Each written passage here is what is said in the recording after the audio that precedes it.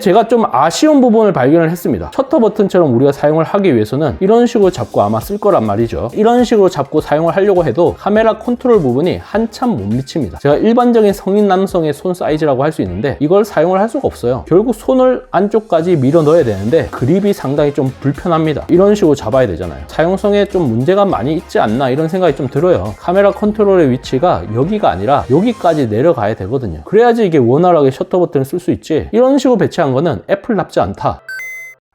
드디어 도착을 했습니다. 바로 이 제품 아이폰 16 프로와 프로 맥스 도착을 했습니다. 한번 먼저 언박싱부터 해볼게요. 아이폰 16 프로 블랙 티타늄, 아이폰 16 프로 맥스 데저트 티타늄, 따끈따끈한 제품입니다. 한번 열어볼게요. 와, 블랙 티타늄은 전작에서도 이미 선보인 바가 있습니다. 화이트와 블랙은 그대로 살아남았고요. 기존에 있던 블루 티타늄이 사라지고 새롭게 추가됐습니다.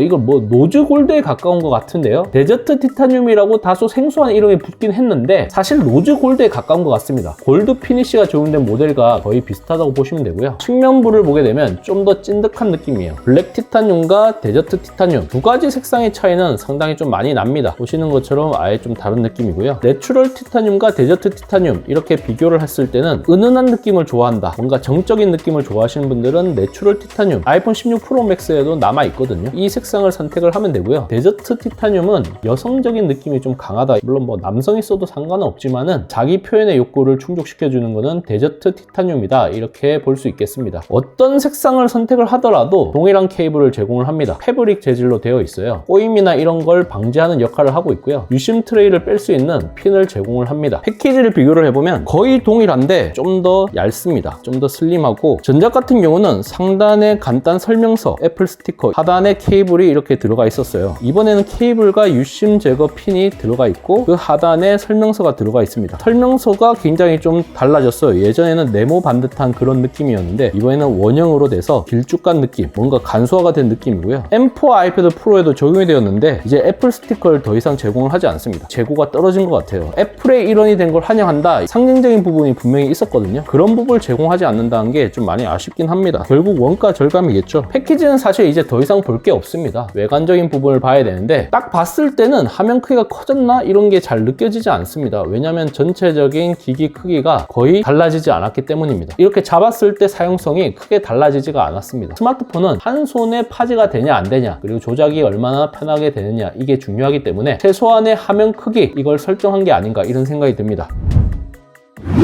가장 왼쪽에 있는 게 아이폰 16 프로, 가운데 있는 게 아이폰 15 프로 맥스고요. 맨 우측에 있는 게 아이폰 16 프로 맥스입니다. 6.3인치, 6.7인치, 6.9인치예요. 6.7인치와 6.9인치 조금 더 커지긴 했는데 유의미한 수준의 그런 차이는 아니다. 화면 크기가 0.2인치씩 커졌다. 새로운 색상인 데저트 티타늄이 추가된 거. 4K 120프레임, 이게 촬영이 또 가능하기 때문에 시네마틱한 촬영을 하기에 좋아졌다. 가장 큰 변화라고 할 수 있겠습니다. 광학중 같은 경우는 0.5배, 1배, 2배, 5배 이렇게 제공이 되는 건 전작과 동일합니다. 전작 수준의 대대적인 변화가 이루어졌다, 이렇게 보기는 힘들지만 어느 정도의 변화가 이루어졌다라고 볼 수 있고요. 두께는 전작과 동일합니다. 아이폰 16 프로 맥스가 세로가 3mm 정도 좀 더 늘어났고요. 가로는 1mm 정도 늘어났습니다. 화면 크기에 비해서는 크게 차이가 나지 않는다. 두께는 8.25mm, 무게 같은 경우는 6g이 늘어난 227g입니다. 진짜 민감하신 분들이 아니라면 거의 차이를 느끼기 힘들 것 같고요. 아이폰 16 프로 같은 경우는 전작보다 좀 더 무거워지면서 10g 이상 차이가 나거든요. 다운그레이드가 좀 이루어졌다, 이렇게 보시면 되겠습니다.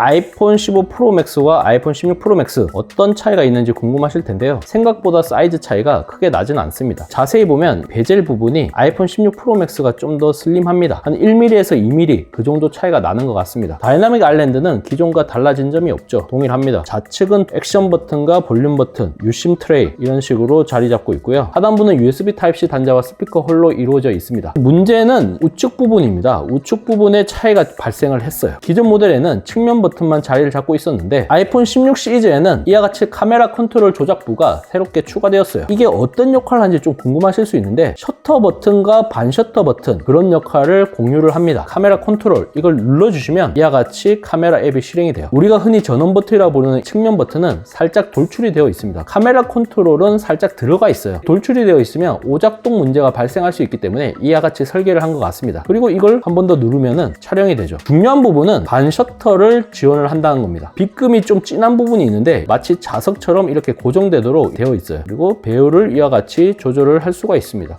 이걸 눌러서 촬영을 시작하고 살짝 눌러서 배열을 바꿀 수가 있는 거죠. 기본적으로 500까지는 광학 줌이기 때문에 화질에 손실이 없거든요. 500가 넘어가면 디지털 줌이 적용되어서 화질이 많이 자글자글거리고 열화가 발생을 해요. 제가 좀 아쉬운 부분을 발견을 했습니다. 셔터 버튼처럼 우리가 사용을 하기 위해서는 이런 식으로 잡고 아마 쓸 거란 말이죠. 이런 식으로 잡고 사용을 하려고 해도 카메라 컨트롤 부분이 한참 못 미칩니다. 제가 일반적인 성인 남성의 손 사이즈라고 할 수 있는데 이걸 사용을 할 수가 없어요. 결국 손을 안쪽까지 밀어 넣어야 되는데 그립이 상당히 좀 불편합니다. 이런 식으로 잡아야 되잖아요. 사용성에 좀 문제가 많이 있지 않나 이런 생각이 좀 들어요. 카메라 컨트롤의 위치가 여기가 아니라 여기까지 내려가야 되거든요. 그래야지 이게 원활하게 셔터 버튼을 쓸 수 있지. 이런 식으로 배치한 거는 애플답지 않다. 화면 크기가 좀 많이 작은 아이폰 16 프로 같은 경우는 이런 식으로 잡았을 때 카메라 컨트롤이 검지에 이렇게 들어갑니다. 물론 좀 안쪽에 있기 때문에 약간 바깥쪽을 빼면 어떨까 이런 생각이 들긴 하지만 그래도 아이폰 16 프로 맥스보다는 낫다 이렇게 평가를 할 수 있을 것 같아요. 이런 식으로 한 손으로 잡고 쓰고 싶은 분들이 있을 거 아니에요. 셔터 버튼이 있는 거는 한 손으로 잡고 쓰려고 하는 거거든요. 이런 식으로 잡아야 돼. 이게 얼마나 좀 불편해요. 안정적인 파지가 되지 않거든요. 이런 식으로 잡고 줌인 줌아웃을 해야 되는데 이게 엄청 불편해요. 이런 식으로 그냥 잡고 줌인 줌아웃이 되면 훨씬 더 편할 것 같은데 많이 좀 아쉽다 이런 생각이 들고요.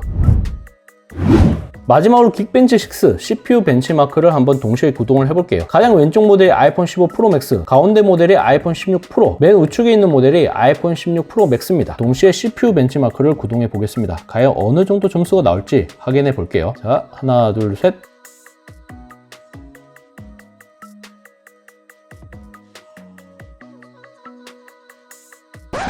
결과가 나왔습니다. 아이폰 15 프로 맥스가 싱글코어 2813점, 멀티코어 6839점이 나왔고요. 아이폰 16 프로가 싱글코어 3286점, 멀티코어 7984점이 나왔습니다. 아이폰 16 프로 맥스 싱글코어 3200점, 멀티코어 7741점이 나왔습니다. A17 프로 칩이 탑재된 제품보다 싱글코어가 400점, 멀티코어가 1100점 정도 차이가 나는 걸 확인할 수 있고요. 좀 신기한 부분은 프로보다 프로 맥스가 좀 더 적게 나온다는 부분인데 멀티코어가 240점 정도 차이가 나는 것은 상당히 좀 큰 차이가 난다 이런 생각이 듭니다. 이게 발열 때문에 그런 건지 인덱싱과 같은 변수가 있는 건지 모르겠는데 나중에 한 번 더 테스트를 해볼게요. A17 프로와 A18 프로 간의 급 나누기를 어느 정도 했다라는 것을 볼 수가 있네요. 실제 게임을 구동했을 때 어떤 모습을 보여주는지 발열은 어떻게 나오는지 이런 부분은 따로 테스트를 한번 해보도록 하겠습니다.